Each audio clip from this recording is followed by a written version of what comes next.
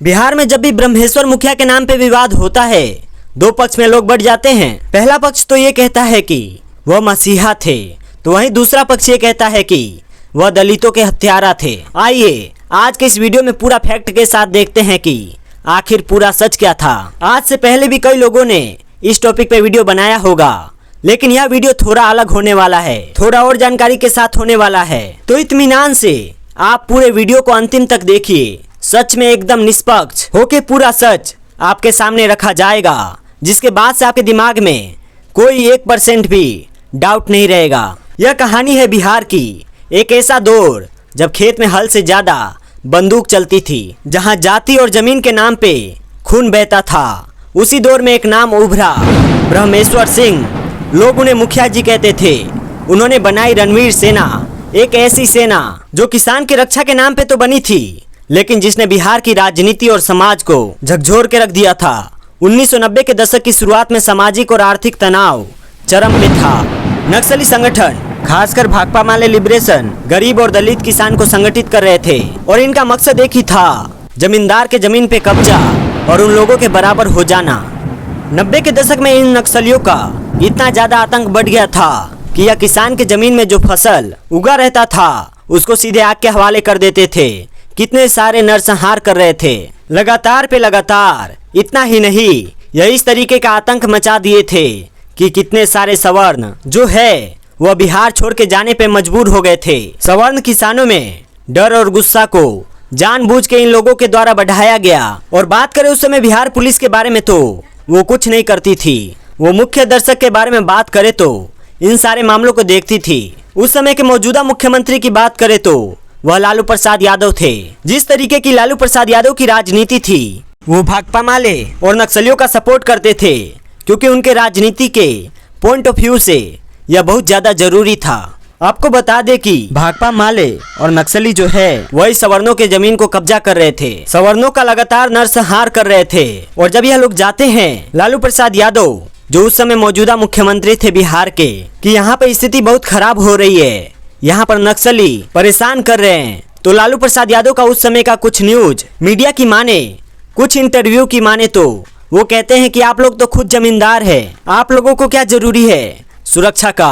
आप लोग तो पहले से इस तरीके के आदमी रहे हुए हैं कि आप लोगों को तो सरकार की सुरक्षा की कोई जरूरत ही नहीं है। नक्सलियों का दंश झेल झेल के अब सवर्ण किसान एकदम परेशान हो चुके और अब समय आ गया था 1994 का, जहाँ पे सब लोग एकजुट होने का फैसला लेते हैं और बेलाउर गांव के मध्यम विद्यालय प्रांगण में एक बड़ा किसान रैली होता है और उस किसान रैली का नाम होता है रणवीर किसान महासंघ।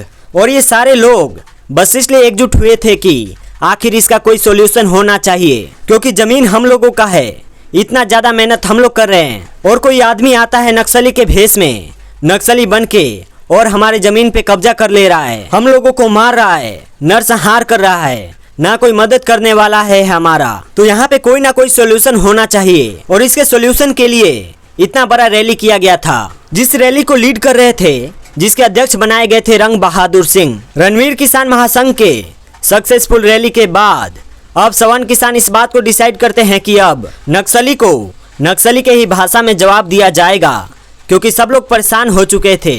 सारे लोग नक्सली से डर रहे थे, परेशान हो रहे थे, तो सब लोग एकजुट होने का निर्णय करने के अलावा दूसरा कोई ऑप्शन था नहीं, क्योंकि आज पहले आप जमीन गवाइएगा फिर जान गवाइएगा। उससे अच्छा है कि सब लोग मिलकर लड़े, तो फिर सब लोगों का जान बच जाएगा। सब लोग एकजुट होके कहते हैं कि ठीक है, रणवीर किसान महासंघ के हम लोग साथ हैं। अगर किसी के साथ कोई प्रॉब्लम होगा तो पूरा रणवीर किसान महासंघ इस चीज का जवाब देगा, नक्सली को नक्सली के ही भाषा में जवाब देगा। और उस समय ही सोना बेच के लोहा खरीदने का स्लोगन दिया गया और सारे लोगों ने सोना को बेच बेच के किसी तरीके से अपने पास हथियार एकत्रित किया। और उस समय का यह ओरिजिनल फोटो है जो आप लोग मोबाइल स्क्रीन पर देख सकते हैं। यह रणवीर सेना अपने हाथ में बंदूक लेकर नक्सलियों को जवाब देने के लिए कुछ इस तरीके से जवाब देती थी। अभी तक रणवीर किसान महासंघ को लीड कर रहे थे रंग बहादुर सिंह, लेकिन जब उनका उम्र ढलने लगता है, जब वो अस्वस्थ रहने लगते हैं, तो फिर वो एक कड़ा और बड़ा फैसला लेते हैं और कहते हैं रणवीर किसान महासंघ के अध्यक्ष पद से हम इस्तीफा देते हैं और यहाँ पे अगर कोई नियुक्त होगा तो वो होंगे परमेश्वर सिंह, जो युवा यानी कि 25 साल की उम्र में ही अपने गांव के मुखिया रहते हैं। और जब वे रणवीर किसान महासंघ के अध्यक्ष बनते हैं तो फिर वही इसको इस रफ्तार से आगे बढ़ाते हैं कि फिर सरकार घोषित करके बता देती है कि यह रणवीर किसान महासंघ नहीं बल्कि रणवीर सेना है।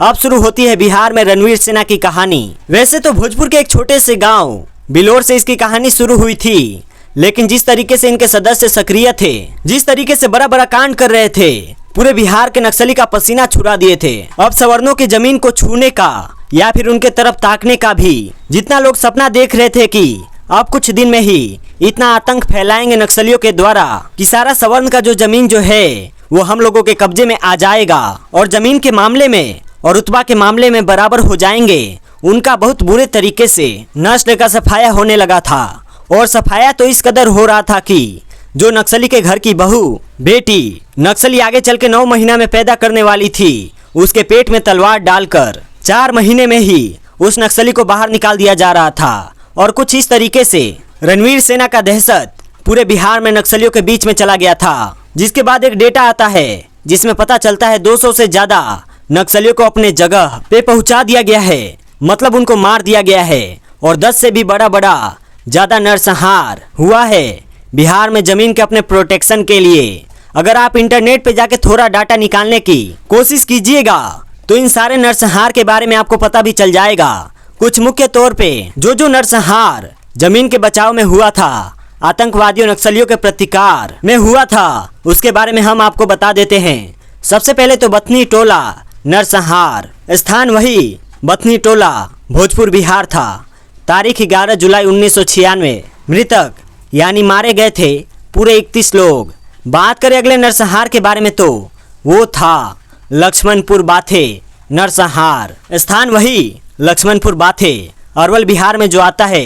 तारीख 1 दिसंबर 1997। और मृत मतलब कितने लोग मारे गए थे तो वो है 58 लोग मारे गए थे। बाकी अगला नरसंहार था शंकर बीघा नरसंहार, स्थान वही शंकर बीघा गया बिहार। तारीख 25 जनवरी 1999।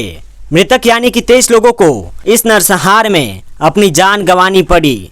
बात करें अगले नरसंहार के बारे में तो वो था मियापुर नरसंहार, तारीख 16 जून 2000, स्थान मियापुर औरंगाबाद बिहार।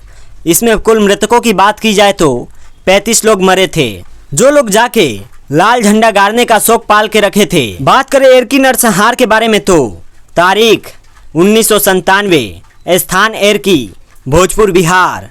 इसमें कुल मृतकों की संख्या 9 थी। इस तरीके के नरसंहार से जब नक्सलियों का कमर टूट गया, अब जब किसी की हिम्मत नहीं होती थी किसी भी सवर्ण की जमीन पे जाके किसी भी तरीके से आग लगाने की तो या फिर झंडा गाड़ने का, तब एक खबर आता है और उस खबर में साफ लिखा जाता है कि परमेश्वर नाथ सिंह जो रणवीर सेना के अध्यक्ष थे उनको गिरफ्तार किया जाता है। पूरे 20 नरसंहार के आरोप में जब इनसे पुलिस पूछताछ करती है तो वो क्लियर शब्द में इस बात को कहते हैं, मुझे कोई अफसोस कोई दुख नहीं है कि इस तरीके का नरसंहार बिहार में हुआ। यह बस इसलिए हुआ क्योंकि नक्सली बहुत ज्यादा आतंक कर दिए थे। और जितना भी हत्या हुआ है, चाहे वो 10 नरसंहार हो, 200 लोगों की जान गई हो, ये सिर्फ प्रतिकार में यानी कि सेल्फ डिफेंस में गई है। और ये हम कहीं से बना के या फिर बढ़ा चढ़ा के नहीं बोल रहे हैं। ये आप सारा आर्टिकल जो है वो डिस्क्रिप्शन में दे देंगे, आप जाके पढ़ लीजिएगा। बाकी मोबाइल स्क्रीन पे भी वो सारा चीज का जो आर्टिकल होता है वो आपके सामने मौजूद है, जो सोर्स एकदम ओरिजिनल है, जिसके बारे में आर्टिकल पहले से छपा हुआ है। अब इनमें सवाल उठता है कि इन्होंने दलित को मारा और कुछ दलित ऐसे हैं जो इनका विरोध करते हैं। अब विरोध करने वाले दलित से हम यही पूछना चाहते हैं, ये तो वही बात हो गया कि आप किसी का जमीन हड़प लीजिए, आप किसी के घर में आग लगा दीजिए, किसी का फसल जला दीजिए, आप उसको बिहार छोड़ने पर मजबूर कर दीजिए और लोग आपका आरती उतारे कि नहीं आप बहुत अच्छा काम कर रहे हैं, आपको नहीं मारा जाना चाहिए। जबकि ना पुलिस कुछ कर रहा है ना मुख्यमंत्री कुछ कर रहा है। तो आपके घर में भी अगर आज कोई सामान निकाल ले तो आप भी तो उसको मारने की कोशिश कीजिएगा। पहले तो अपना पावर पहुंच लगाइएगा, फिर पुलिस के पास जाइएगा। फिर भी अगर आपको कोई परेशान करेगा, आपका घर हड़पने का कोशिश करेगा, तो क्या कीजिएगा? वही कीजिएगा जो ब्रह्मेश्वर नाथ सिंह ने किया। और सबको वही करना चाहिए, चाहे आप किसी जाति से आते हैं, किसी धर्म से आते हैं। लेकिन सवाल यहाँ पे यह भी आता है कि आखिर ब्रह्मेश्वर नाथ सिंह पे यही आरोप क्यों लगता है कि उन्होंने दलित को मारा? अगर मारना ही था तो वो नक्सली को मारते, वो सब लोगों को ही क्यों मारते? दलित को ही उनके गोली से उनके तलवार से काटने का कहानी क्यों सुनाई? तो आपको बता दे, लालू प्रसाद यादव जिस समय राजनीति करते थे, जिस तरीके की राजनीति करते थे, उस समय जो गरीब दलित लोग थे, जो मजबूर थे, उन लोगों को भड़काया जा सकता था और नक्सली में उन लोगों को रिक्रूट किया जा सकता था। भाकपा माले की बात करें तो वो लोग भी अपने साथ उन्हीं लोगों को जोड़ रहे थे जो वैसे दलित थे, जो बहुत ज़्यादा सताए हुए थे, बहुत ज़्यादा परेशान थे। उन लोगों के पास खाने के लिए अन्न नहीं था, उन लोगों के पास भी कोई ऑप्शन नहीं था, तो वो लोग नक्सली बन रहे थे।